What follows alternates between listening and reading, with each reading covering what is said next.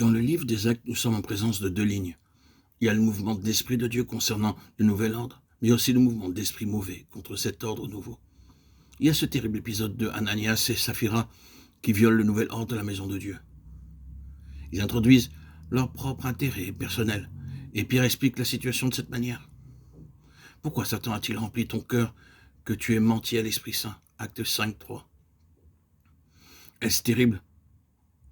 Et ce terrible jour, le nouvel ordre fut violé. Satan jeta un coup à ce nouvel Israël. Mais pour montrer combien Dieu est jaloux pour son ordre céleste, nous voyons ce qui arriva à ces deux malheureux. Dieu a donc posé très clairement les principes et il est très jaloux pour son ordre nouveau. C'est la détresse peut en résulter si nous sortons de l'ordre de Dieu. S'il est arrêté, tout sera dans la confusion. Sa maison, c'est nous. Hébreux 3, 6. Nous sommes les héritiers de Dieu. Et cette question est introduite par le Seigneur Jésus lui-même, celui qui l'a établi héritier de toutes choses. Hébreux 1, 1. Au verset 14 du premier chapitre, il est parlé de nous comme des héritiers du salut en faveur de ceux qui doivent recevoir en partage le salut. Au verset 17e du chapitre 6, il dit que nous sommes les héritiers de la promesse. Et dans le chapitre 8e de la lettre aux Romains, au verset 17, Paul dit que nous sommes héritiers de Dieu et co-héritiers de Christ. Selon le sens terrestre, Israël devait être l'héritier de Dieu. La promesse avait été faite à Abraham que sa postérité hériterait la terre. Dieu avait fait avec lui une alliance par laquelle sa postérité devait la posséder. Les enfants d'Israël devaient être héritiers de Dieu et ils auraient dû devenir co-héritiers de Jésus-Christ. Mais ils ont fait mourir l'héritier de Dieu. Ils ont dit, selon la parabole dite que par le Seigneur Jésus, c'est l'héritier. Allons, tuons-le. Matthieu 21, 38. Ils ont tué celui que Dieu avait établi héritier de toutes choses, et en le faisant, ils se sont dérobés eux-mêmes de l'héritage.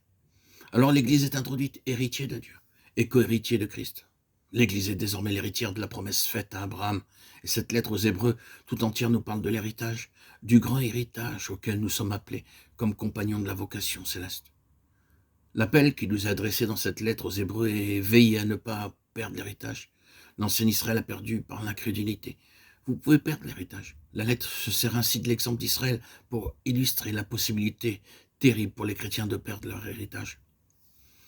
Avons-nous remarqué combien ce petit mot « si » se répète souvent? Nous sommes devenus compagnons de Christ si nous tenons ferme jusqu'à la fin de notre assurance. Hébreux 3, 14. Et sa maison, c'est nous. Si nous restons fermes et retenons ferme la confiance et la gloire de l'espérance. Hébreux 3, 6. Ce petit mot est un mot très grand, ce si. Beaucoup de choses en dépendent. Nous ne parlons pas de la perte de la vie éternelle, mais de celle de l'objet du salut, qui est une chose beaucoup plus grande que le fait d'être simplement sauvé. Paul dit que beaucoup de croyants entreront au ciel, mais en ayant tout perdu. Toute l'œuvre de leur vie s'évanouira en fumée. Pour lui, il sera sauvé, mais comme au travers du feu. 1 Corinthiens 3, 15. En dehors de leur salut, tout sera perdu. Désirerions-nous entrer au ciel comme à travers le feu? Non, cette lettre nous dit qu'il y a quelque chose de plus que simplement le fait d'être sauvé. Il y a un grand héritage, mais nous pouvons le perdre. Et relisons cette lettre aux Hébreux à cette lumière. Le principe de devenir héritier de Dieu est reporté dans l'Israël céleste.